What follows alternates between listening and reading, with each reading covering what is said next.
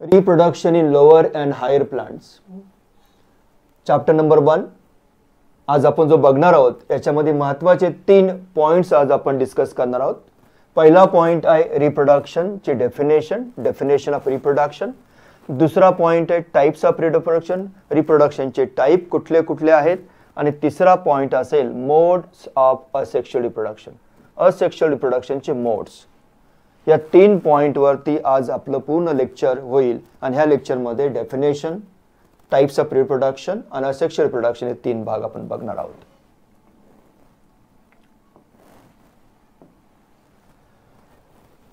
So reproduction म्हणजे काय? Reproduction is production of young ones like parent. Reproduction means production of और formation of young ones like parent किंवा parent सारखेच offspring तयार होणं याला आपण रिप्रोडक्शन असं म्हणतो. हे रिप्रोडक्शन कशासाठी महत्त्वाचं आहे? Is important for continuation of स्पेसिसच्या कंटिन्युएशनसाठी रिप्रोडक्शन महत्त्वाचं आहे. त्याचबरोबर कंटिन्युएशन ऑफ लाईफचं कंटिन्युएशन होण्यासाठी रिप्रोडक्शन महत्त्वाचं आहे. सो 2 पॉइंट सगळ्यात महत्त्वाच्या मध्ये रिप्रोडक्शनची गरज काय? ती रिप्रोडक्शनची गरज आहे कंटिन्युएशन ऑफ स्पेसिस. काय आहे? तर रिप्रोडक्शनची गरज आहे कंटिन्युएशन ऑफ स्पेसिसचं कंटिन्युएशन होण्यासाठी रिप्रोडक्शन गरजेचं आहे. त्याचबरोबर कंटिन्युटी ऑफ लाईफची कंटिन्यू राहण्यासाठी, लाईफ ही कंटिन्यू होण्यासाठी रिप्रोडक्शन गरजेचं आहे. हे रिप्रोडक्शन किती टाईपचं असू शकतं? ते हे रिप्रोडक्शन 2 प्रकारचं रिप्रोडक्शन आहे. पहिलं असेक्शुअल रिप्रोडक्शन आणि दुसरं सेक्शुअल रिप्रोडक्शन. 2 प्रकार याच्यामध्ये आहेत. तर पहिला आहे सेक्शुअल रिप्रोडक्शन, असेक्शुअल रिप्रोडक्शन, असे 2 प्रकार आपण याच्यामध्ये बघणार आहोत. सो पहिला जो पार्ट आहे असेक्शुअल रिप्रोडक्शन, याच्यामध्ये सिंगल पेरेंट, एकच पेरेंट असतो आणि हा पेरेंट ऑफस्प्रिंगला जन्म देतो किंवा न्यू वन तयार करतो. A single parent is involved in production और फॉर्मेशन ऑफ ऑफस्प्रिंग. ऑफस्प्रिंग तयार करण्यासाठी एकाच पेरेंटची गरज आहे, 2 पेरेंटची गरज नाहीये. तर सेक्शुअल रिप्रोडक्शन मध्ये महत्त्वाच्या गोष्टी अशा आहेत की याच्यामध्ये 2 पेरेंटची गरज आहे, 2 पेरेंटची गरज आहे आणि ह्या 2 पेरेंट पासनं गॅमेट्स तयार होतात आणि हे गॅमेट्स जे तयार होतील त्या गॅमेटचं युनियन होतं आणि युनियन होऊन झायगोट तयार होतो. Okay, so fusion of gamete is also important in sexual reproduction. In sexual reproduction 2 parents are required and these 2 parents are equally important for production of gamete.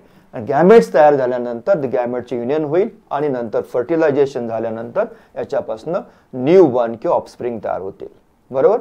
So asexual reproduction आणि sexual reproduction याच्यामधला जो फरक आहे तो आपण पहिल्यांदा समजून घेऊया.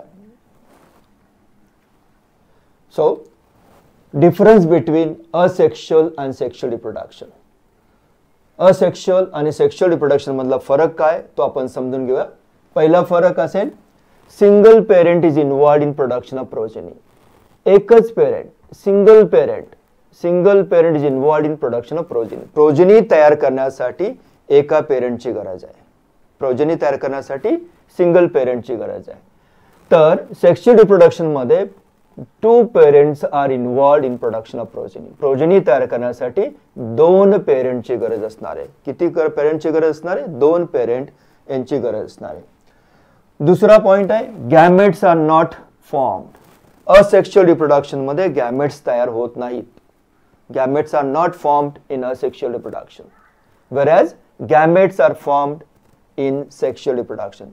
For sexual reproduction, gametes are required, so gametes are formed in sexual reproduction and these gametes are male and female gametes. कुठल्या प्रकारचे gametes आहेत? मेल and female gametes तयार होतात सेक्शुअल रिप्रोडक्शन मध्ये.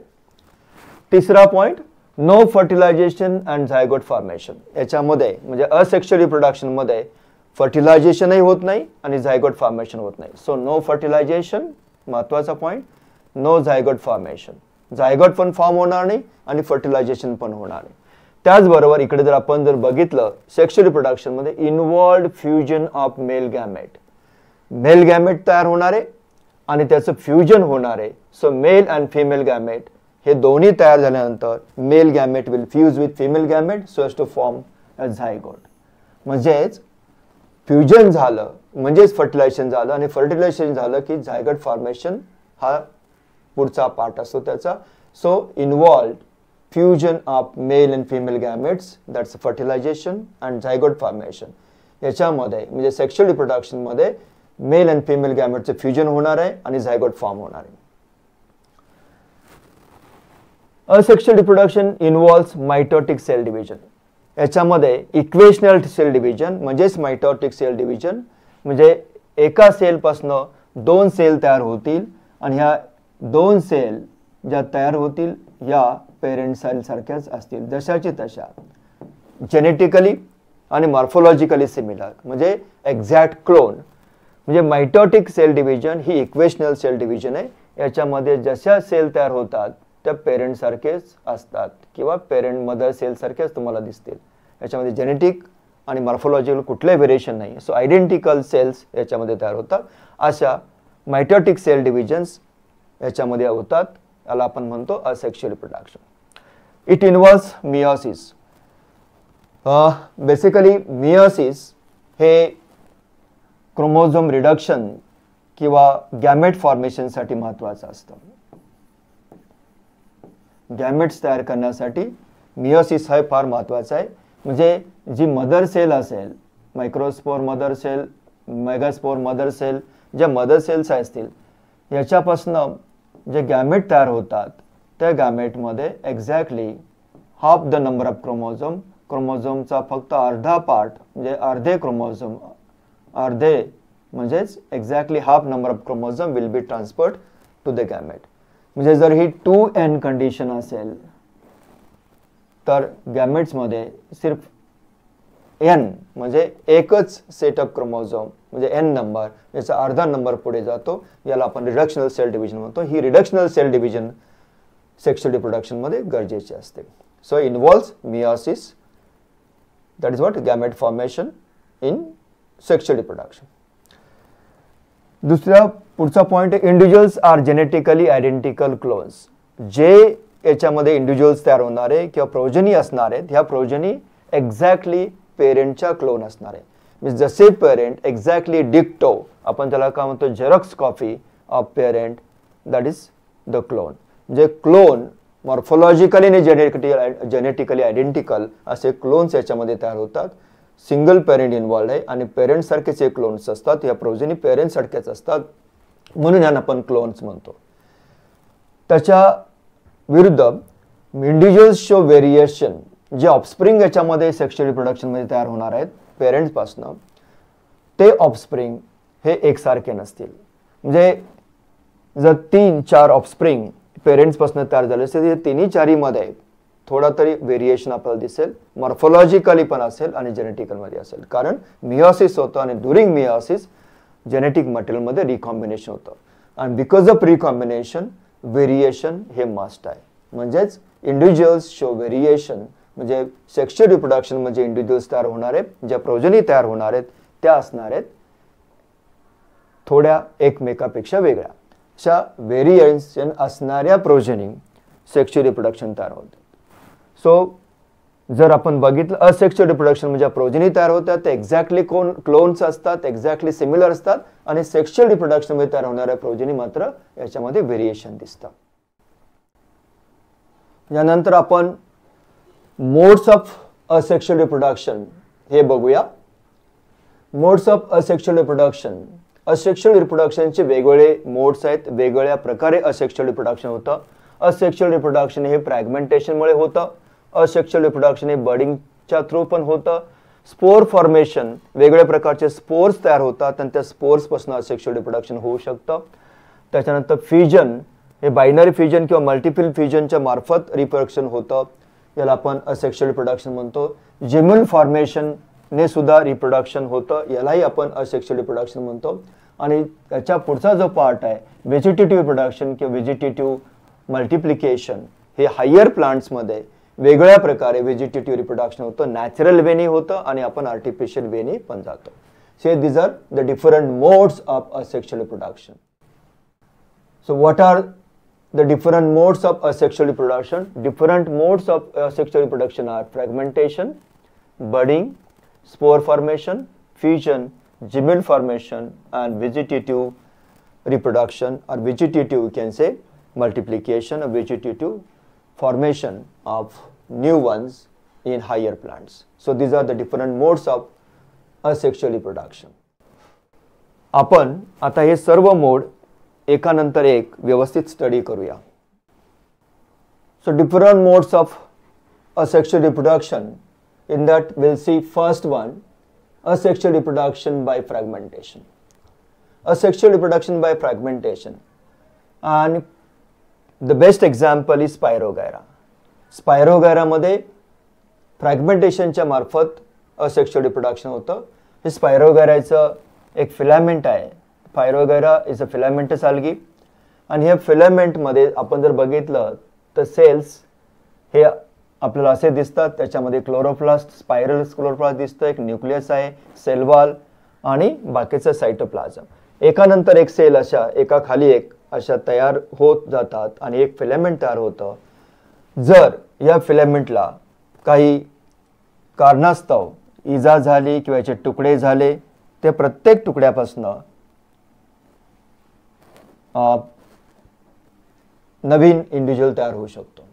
म्हणजे आपण बघूया, हे समजा एक फिलामेंट आहे.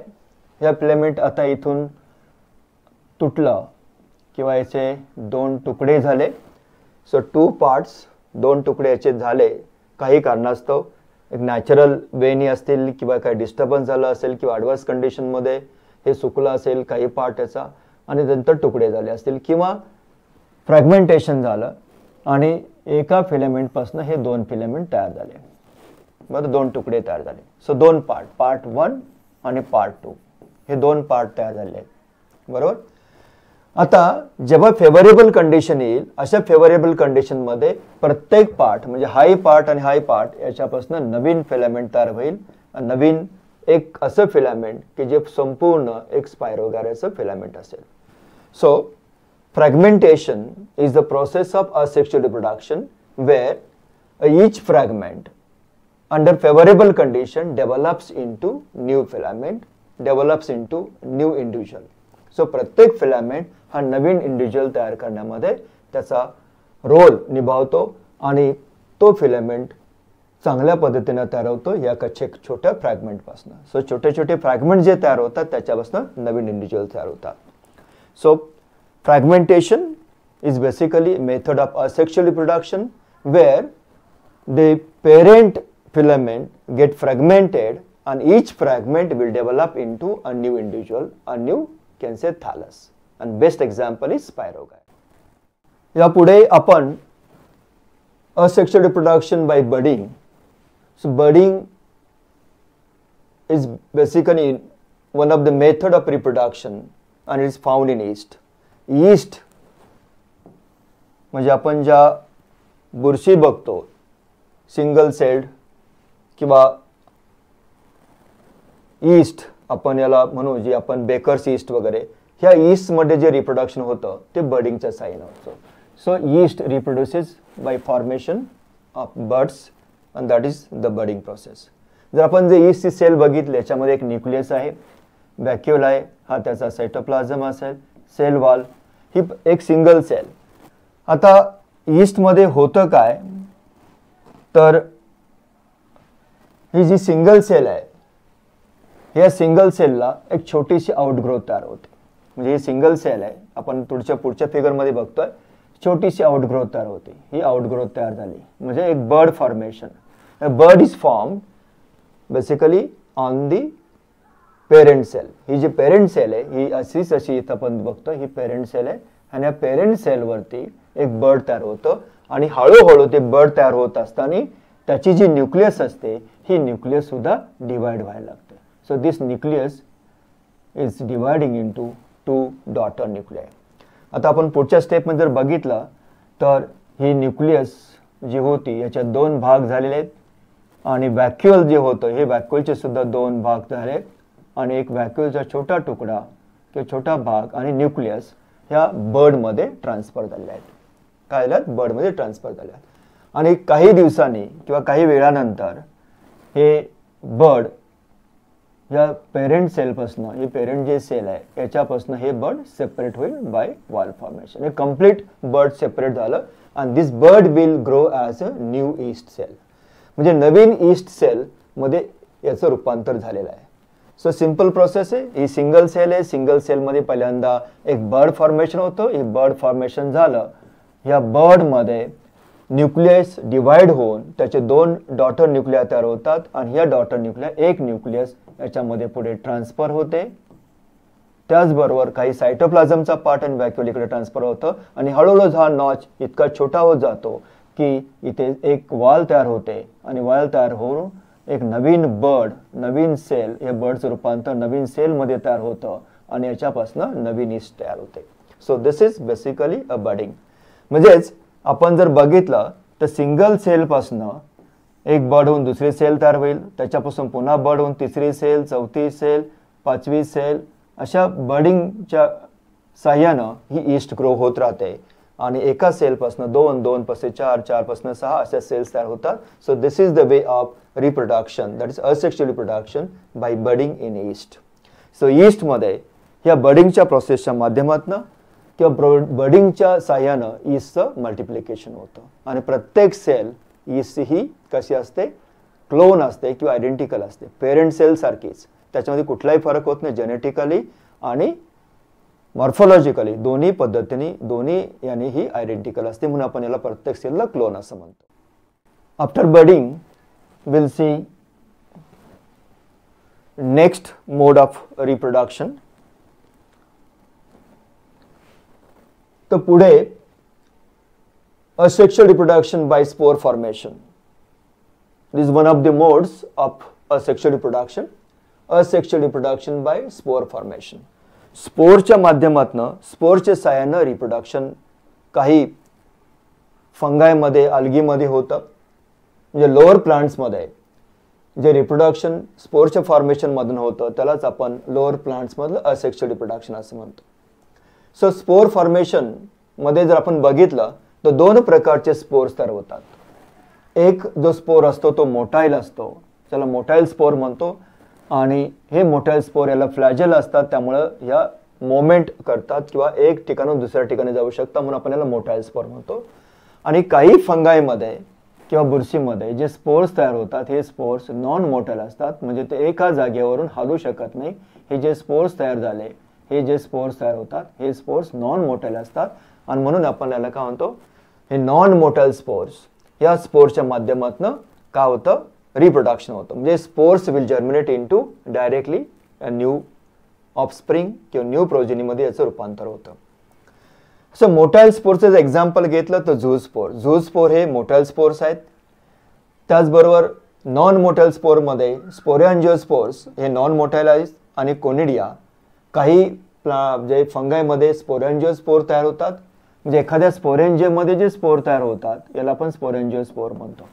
आणि एक्झोजिनसली जे स्पोर तयार होतात, जे एकावर एक असे तयार होतात, स्टेकिंग होतं त्यांचं, त्याला आपण कोनिडिया म्हणतो.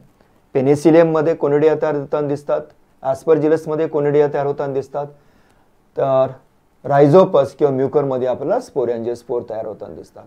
ह्या स्पोरॅन्जिओस्पोर, कोनिडिया किंवा झूस्पोर यांच्या साह्यानं रिप्रोडक्शन होतं किंवा मल्टिप्लिकेशन होतं. हे स्पोर डायरेक्टली न्यू इंडिव्हिज्युअल्समध्ये तयार होतात किंवा ग्रो होतात.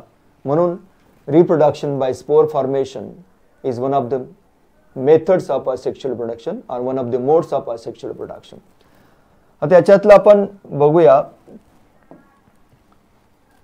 Asexual reproduction by zoospore. Zoospores हे बेसिकली क्लेमोडोमोनास मध्ये तयार होतात. Chlamydomonas is a chlorophyllous algae. Chlamydomonas काय, एक क्लोरोफिलस अल्गी आहे आणि या अल्गीमध्ये रिप्रोडक्शन होण्यासाठी झूस्पोर तयार होतात. सो झूस्पोर जर आपण बघितलं क्लेमोडोमोनास कसे दिसतं, क्लेमोडोमोनास मध्ये फ्लॅजिला आहेत, त्या 2 फ्लॅजिला तुम्हाला दिसतात. त्यामुळे हा मोटाईल आहे, तो फिरू शकतो, मोमेंट दाखवू शकतो. इथे तुम्हाला याची सेंट्रल न्यूक्लियस दिसते आणि हा एवढा मोठा क्लोरोप्लास्ट याच्यामध्ये दिसतो. हे पायनोडाइड आहे आणि सेल वॉल. सो ही क्लेमोडोमोनासची सेल आहे आणि ही सिंगल सेल अल्गी आहे आणि या सिंगल सेल अल्गीमध्ये रिप्रोडक्शनसाठी झूस्पोर्स तयार होतात. म्हणजे याच्यात काय होणार, पहिल्यांदा जी न्यूक्लियस आहे ही न्यूक्लियस डिवाइड होईल त्याच्या अवतीभोवती थोडंसं सायटोप्लाझम आणि क्लोरोप्लास्ट गोळा होतं, जमा होतं आणि अशा पद्धतीनं मायटोटिक डिव्हिजननी म्हणजे इक्वेशनल सेल डिव्हिजन, एका सेलपासून 2, 2पासून 4 अशा सेल्स तयार होतात आणि हळूहळू याला फ्लॅजेला तयार येतात किंवा फ्लॅजेला तयार होतात. तुम्ही इथे बघाल ही सेल तयार झालेली आहे. इथं याच्यामध्ये एक न्यूक्लियस आहे, क्लोरोप्लास्ट आहे, पायरोनॉइड आणि फ्लॅजेला आहे दिसतात इथे. अशा एकामागे एक बघा इथे खाली 4 सेल दिसतात. अशा सेल्स तयार झाल्या की सेलचा व्हॉल्यूम म्हणजे पेरेंट सेलचा व्हॉल्यूम वाढतो आणि पेरेंट सेलचा व्हॉल्यूम वाढला की ती ओपन होते आणि हे झूस्पोर्स आहेत, हे झूस्पोर बाहेर येतात. So each individual will develop into can say individual जो आतमध्ये तयार झालेले जे मास आहे ते काय होतं झूस्पोरमध्ये तयार होतं आणि दिस झूस्पोर अंडर फेवरेबल कंडिशन या सेलमधनं बाहेर येतात आणि बाहेर आले, एकदा बस्ट झाले, बाहेर आले की हे काय होतात नवीन क्लेमोडोमोनासमध्ये ते तयार होतात किंवा त्याच्यामधून नवीन क्लेमोडोमोनास जन्माला येतात. So this is very simple process. पहिल्यांदा न्यूक्लियस डिवाइड होईल, the nucleus will get associated with chloroplast and cytoplasm. हळूहळू याच्यामध्ये सेलच्या आतमध्येच काय होतील तुम्ही बघा छोट्या छोट्या इंडिव्हिज्युअल्स तयार झालेले दिसतात, पण हे फार छोटे आहेत, बच्चे आहेत. हळूहळू हे जे मोठे होतात, मोठे झाले की सेलचा व्हॉल्यूम वाढतो, सेलच्या वरती प्रेशर येतं आणि याचं जे सेलवाले रप्चर होऊन यातनं हे झूस्पोर्स बाहेर येतात आणि झूस्पोर एकदा बाहेर आले फेवरेबल कंडिशन एकदा त्यांना मिळाली की त्याच्यापासून नवीन क्लेमोडोमोनास तयार होतो. सिंगल सेल ऑर्गॅनिझम क्लेमोडोमोनास हा नवीन तयार होतो. Simple zoospore formation. So zoospores are motile spores and these motile spores under favorable condition gives rise to complete individual of Chlamydomonas. यानंतर आपण जो पुढचा स्पोर फॉर्मेशनची पद्धत आहे ती बघूया. स्पोरॅन्जिओस्पोर. हे जे स्पोरॅन्जिओस्पोर आहेत these are non-motile spores and these non-motile spores will give rise to new individual किंवा ऑफस्प्रिंग तयार करतात. बेसिकली म्युकर किंवा रायझोपस या फंगाईमध्ये किंवा ह्या बुरशीमध्ये हे स्पोरॅन्जिओस्पोर तयार होतात. आपण बघूया दिस इज रायझोपस. रायझोपस जो आपण जर बघितलं खाली रायझॉइड्स दिसत आहेत, हे स्पोरॅन्जिओस्पोर आहेत. इथे कॉलिमेला दिसेल तुम्हाला आणि याच्या अराउंड एक स्पोरॅन्जिओ तयार झालेली असेल. स्पोरॅन्जियममध्ये भरपूर स्पोर्स तयार होतात. म्हणजे ही पहिल्यांदा ग्रो होईल अशी आणि ग्रो झाल्यानंतर थोडीशी ती बल्ज आउट होईल किंवा थोडंसं प्रोट्यूड म्हणजे आपण त्याला होतं ती लार्ज होते इथे या भागामध्ये, वरच्या भागामध्ये टोकामध्ये तो थोडासा लार्ज होतो आणि त्याच्या अराउंड स्पोरॅन्जियम तयार होते आणि आतमध्ये छोटे छोटे स्पोर्स तयार होतात. हे स्पोर्स पुढे जाऊन मोठे होतात आणि त्याच्यानंतर याच्यातनं बाहेर येतात. सो रायझोपस ही इनिशियल कंडिशन आहे. Hyphae will grow into can say sporangiophore. Sporangiophore पासून पुढे तयार काय होतं एक स्पोरॅन्जियम आणि विदिन द स्पोरॅन्जियम असे भरपूर स्पोर्स तुम्हाला झाले तयार दिसतात. प्रत्येक स्पोर हा याच्यानंतर बाहेर पडला की त्याच्यापासून नवीन रायझोपस तयार होणार. ओके.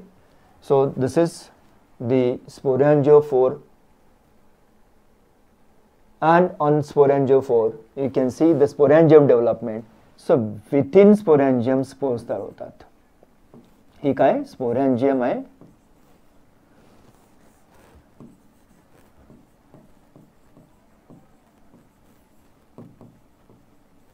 आणि या स्पोरॅन्जियम मध्ये जे तयार होतात हे छोटे छोटे हे स्पोर्स आहेत आणि हे स्पोर्स मॅच्युअर झाल्यानंतर स्पोरॅन्जियम ओपन होते आणि हे स्पोर्स या स्पोरॅन्जियममधून बाहेर पडतात आणि बाहेर पडले त्यांना जेव्हा फेवरेबल कंडिशन मिळेल, ही फेवरेबल कंडिशन मिळाली की याच्यापासून हे स्पोर जर्मिनेट होतील आणि हळूहळू याच्यापासून नवीन रायझोपस तयार होईल. So under favourable condition this spores will give rise to Rhizopus, a new individual. म्हणजेच जसं पॅरेंट आहे तसेच हे ऑफस्प्रिंग तयार होतील. ओके. हे जे स्पोर स्पोरॅन्जियम मध्ये तयार होतात म्हणून याला आपण एंडोजिनस स्पोर म्हणतो. Endogenous development. कुठली डेव्हलपमेंट ही endogenous. So this spores are produce endogenously. आणि असे स्पोर मॅच्युअर झाल्यानंतर पुढे जाऊन फेवरेबल कंडिशन जेव्हा जेव्हा मिळते त्या फेवरेबल कंडिशनमध्ये हे स्पोर्स पुन्हा नवीन रायझोपस तयार करतात. आपण बघत असतो ब्रेडवरती जेव्हा आपण 2-3 दिवस ब्रेड असाच राहिला, थोडा मॉइस्ट असेल किंवा रेनी सीझनमध्ये त्याच्यावरती ब्लॅक ग्रोथ जी येते ती रायझोपस किंवा म्युकरची असते आणि ती छान अशी आपल्याला इथे या स्पोर्सपासून तयार होते. कारण घरामध्ये असे स्पोर्स असू शकतात, कुठेतरी थोडं ग्रो झालं की ते स्पोर हवेमध्ये इकडे तिकडे जातात आणि त्यांना फेवरेबल कंडिशन मिळाली की ते तिथून पुढे चांगल्या कंडिशनमध्ये ग्रो होतात. पुढची मेथड आहे reproduction by conidia formation.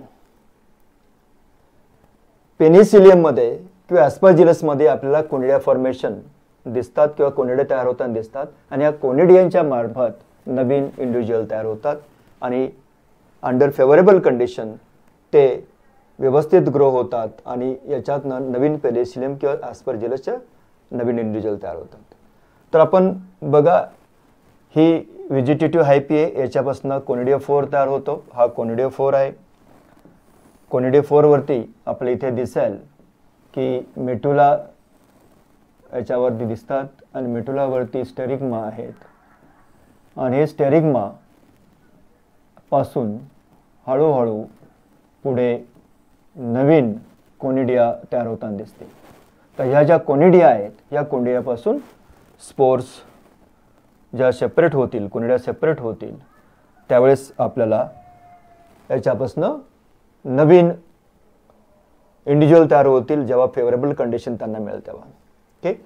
So सुरुवातीची ही अशी कंडिशन जेव्हा ही ग्रोथ होते, इथे स्टेरिग्मा वगैरे तयार होतो, त्याच्यावर तुम्हाला छोट्या छोट्या बघा कोनिडिया तयार होताना दिसतील. अशा छोट्या छोट्या कोनिडिया आहेत. आणि पुढच्या स्टेजमध्ये आलं की ह्या कोनिडिया थोड्या मोठ्या झालेल्या दिसतील. म्हणजे जशी याची ग्रोथ होते म्हणजे ह्या नंबर 1 आहे, नंबर 2 आहे. तसं आपण पुढे आलं तर थोडंसं आणखी तुम्हाला दिसतील 1, 2 आणि 3. जे नवीन कोनिडिया या इथे असतात आणि थोड्याशा मॅच्युअर वरती असतात आणि आणखी मॅच्युअर याच्यावरती असतात. तर आपण बघितलं मॅच्युअर पेनिसिलियम मध्ये ह्या ज्या कोनिडिया आहेत त्या तुम्हाला अशा हळूहळू मोठ्या झालेल्या दिसतील. बघा.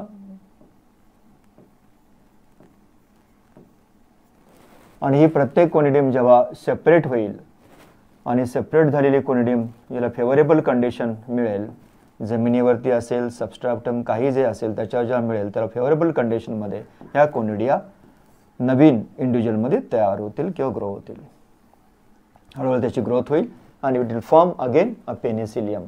हा नवीन पेनिसिलियम तो तयार करेल. So asexual reproduction bye conidia formation. So Penicillium मध्ये कोनिडिया तयार होतात आणि ह्या कोनिडिया कुठल्या स्पोरॅन्जियम मध्ये तयार होत नाही तर त्या बाहेर तयार होतात, स्टेरिग्मा वरती तयार होतात. So this conidia development is called exogenous.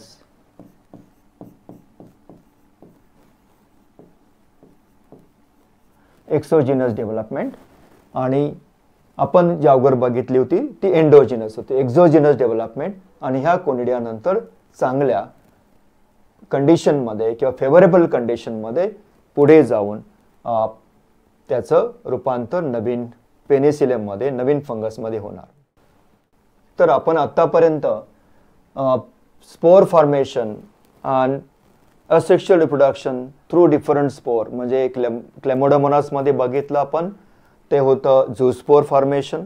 झूस्पोर्स नंतर आपण बघितलं की स्पोरॅन्जिओस्पोर फॉर्मेशन जे रायझोपस मध्ये बेस्ट एक्झाम्पल आहे त्याच्यामध्ये दिसलं. आणि तिसरं होतं एक्झाम्पल आपलं ते कोनिडिया फॉर्मेशन पेनिसिलियम. सो झूस्पोर्स, स्पोरॅन्जिओस्पोर्स आणि कोनिडिया फॉर्मेशन या 3 पद्धतीनं असेक्शुअल रिप्रोडक्शन होतं आणि हे फंगायमध्ये आणि अल्गीमध्ये म्हणजे लोअर प्लांट्समध्ये दिसून येतं. Next method of asexual reproduction, next mode of asexual reproduction is reproduction by fission. So binary fission म्हणजे एका सेलपासून 2 सेल तयार होणं याला आपण बायनरी फिजन म्हणतो. अमिबामध्ये हे कॉमनली ऑब्झर्व होतं. बेसिकली याच्यामध्ये सेलचे दोन भाग होतात, दोन तुकडे होतात आणि दोन तुकडे हे लगेच नवीन इंडिव्हिज्युअलमध्ये जन्माला येतात. म्हणजे for example this is a parent amoeba cell. ही पेरेंट अमेबा सेल आहे. पहिल्यांदा हा जो न्यूक्लियस आहे याचा, हा न्यूक्लियस डिवाइड होईल. त्याच्याबरोबर सायटोप्लाझम पण दोन्ही भागामध्ये डिवाइड होईल आणि हळूहळू याच्यामध्ये एक नॉच तयार होईल आणि ते नॉच छोटं तयार होतं. हळूहळू ते कमी होत जातो तो गॅप आणि नंतर हे एका सेलपासून दोन सेल तयार होतात. Formation of two cells by partition. याच्यामध्ये फक्त पार्टिशन तयार होणार. एका सेलचे दोन भाग होतात आणि दोन भाग होऊन ते दोन्ही भाग नवीन इंडिव्हिज्युअल सारखे दिसायला लागतात, तसे ग्रो होतात. सो पेरेंट अमिबा पासनं बायनरी फ्युजन च्या माध्यमातून दोन डॉटर अमिबा तयार होतात आणि दोन डॉटर अमिबा पुढे जाऊन इंडिव्हिज्युअली ग्रो होतात. So asexual reproduction by binary fission it is observed in amoeba. अमिबामध्ये हे आपल्याला दिसतं आणि अमिबाचं जे रिप्रोडक्शन होतं asexually, that reproduction is by binary fission. Binary fission. So आपण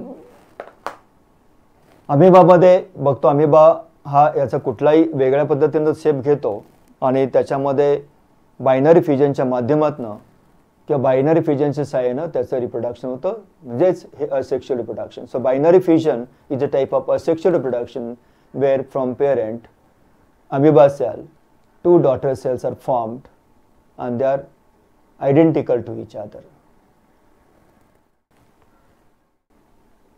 जसं बायनरी फ्युजन होतं तसं मल्टिपल फ्युजन सुद्धा आपल्याला प्लास्मोडियम मध्ये दिसून येतो. प्लास्मोडियम मध्ये बेसिकली तुम्हाला मल्टिपल फ्युजन दिसेल. हे प्लास्मोडियम आहे आणि प्लास्मोडियमच्या आतमध्ये आपण जर बघितलं इथं न्यूक्लियस दिसते. ही सेल आहे आणि सेल्सवर या सेलवरती एक सिस्ट आहे. So this is basically plasmodium. जेव्हा कंडिशन अनफेवरेबल होतात, अनफेवरेबल कंडिशनमध्ये ही जी न्यूक्लियस होती हे न्यूक्लियस डिवाइड होते. एकापासनं दोन, दोनापासनं चार अशा करत करत ह्या न्यूक्लियाय डिवाइड होतात आणि हे डिवाइड झालेल्या न्यूक्लियसच्या अराउंड सायटोप्लाझमचं मास त्याच्या अराउंड ग्रो जे होतं किंवा गोळा होतं आणि हळूहळू हे प्लास्मोडियल आतमध्ये सेल्स न्यूक्लियस आहे, ह्या न्यूक्लिया भरपूर अशा तयार होतात, डिवाइड होतात मायटोटिकली. म्हणजे एका न्यूक्लियस पण 2, 2 च्या 4, 4 च्या 8 अशा ह्या न्यूक्लिया तयार झालेल्या आहेत.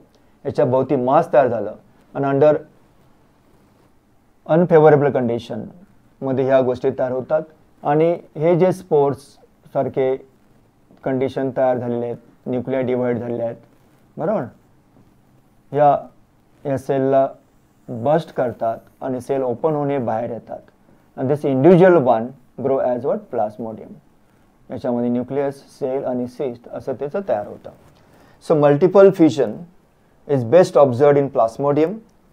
आणि ह्या प्लास्मोडियममध्ये बेसिकली न्यूक्लियस मायटोटिकली डिवाइड होतो आणि मायटोटिसच्या साह्यानं एका न्यूक्लियसपासून दोन असे पुढे त्याचे मल्टिप्लाय होतात आणि नंतर त्याच्या अराउंड त्याचं सायटोप्लाझमचं सेलचं मास तयार होतं, एक सेल वॉल छोटीशी तयार होते आणि हळूहळू ही नंतर मॅच्युअर झाल्यानंतर हे बाहेर पडतात.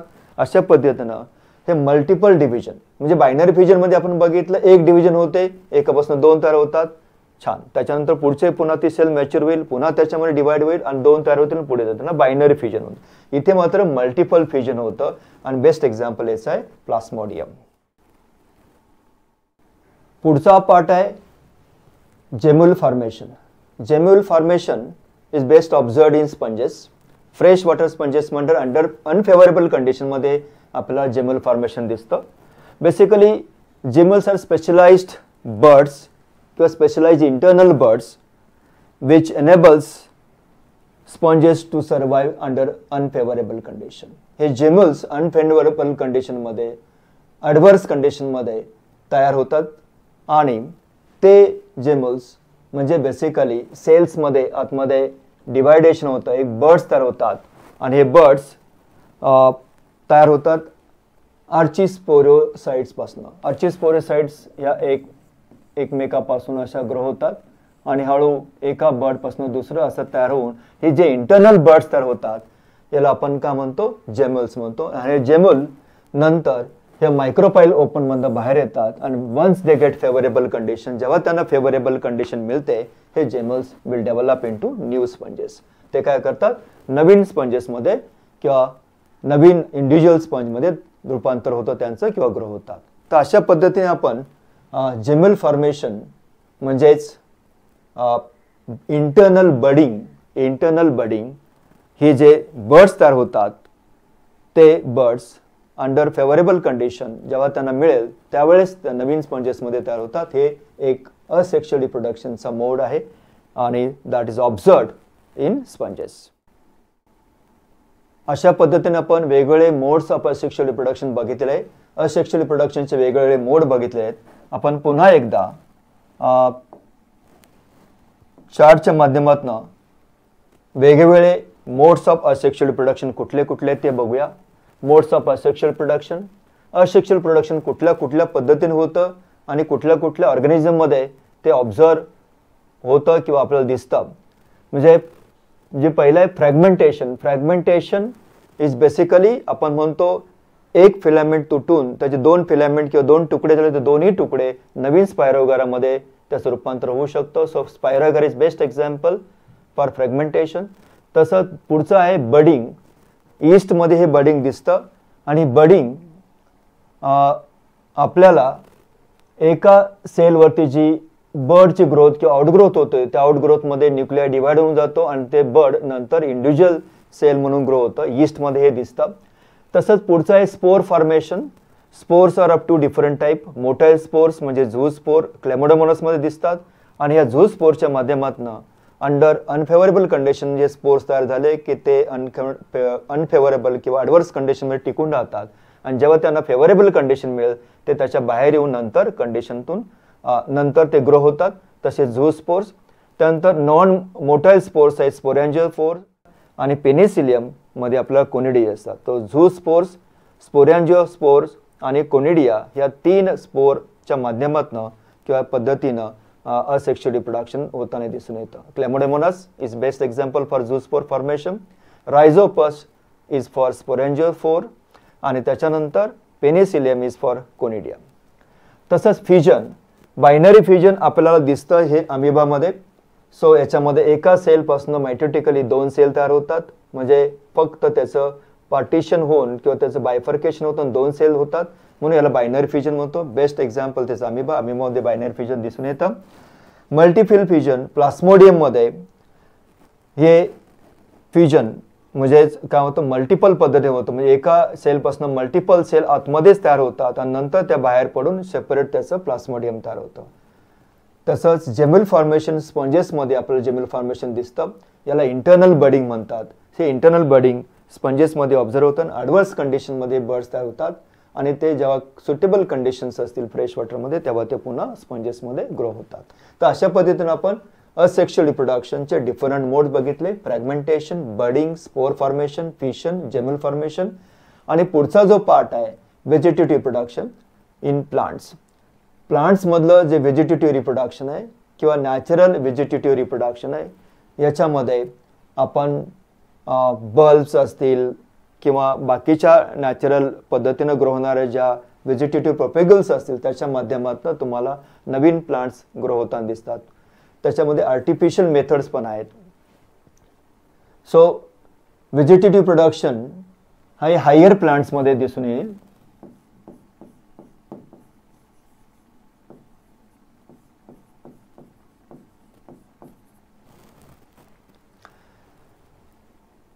तर आपण हे पुढील लेक्चरमध्ये व्हेजिटेटिव्ह प्रोडक्शन पुढच्या लेक्चरमध्ये डिटेल बघूया. याच्यामध्ये कुठल्या कुठल्या पद्धतीने व्हेजिटेटिव्ह प्रोडक्शन होतं, कसं होतं, कुठले कुठले त्याचे एक्झाम्पल्स आहेत. तर आज आपण फक्त असेक्शुअल रिप्रोडक्शन हा पार्ट बघितला. तुम्हाला हा समजला असेल. याच्यावरती जर काही क्वेश्चन्स असतील, जर तुम्हाला काही शंका असतील तर डेफिनेटली कॉमेंट बॉक्समध्ये आपण या शंका डेफिनेटली मला लिहायला हव्यात. आपण जर या कॉमेंट्समध्ये दिल्या तर डेफिनेटली याच्यामध्ये काही जर आपल्याला उत्तर पाहिजे असतील किंवा काही सुधारणा पाहिजे पुढच्या लेक्चरमध्ये तर आपण डेफिनेटली याचा विचार करूया आणि चांगले लेक्चर तुमच्यासाठी आम्ही घेऊन येत आहोत. थँक्यू.